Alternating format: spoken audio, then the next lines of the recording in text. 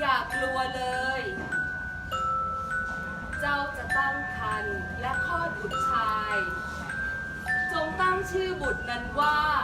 เยซู แต่ว่าข้าจะตั้งครรภ์ได้อย่างไรในเมื่อ